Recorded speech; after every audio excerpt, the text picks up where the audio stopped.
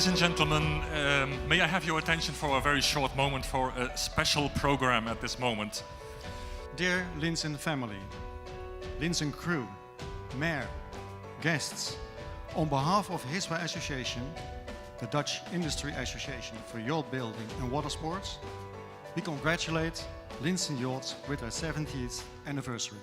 Meneer Linssen, hartelijk gefeliciteerd met het 70-jarig bestaan van uw groot bedrijf.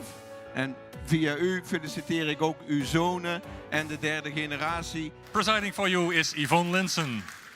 Welcome to Linssen Yachts.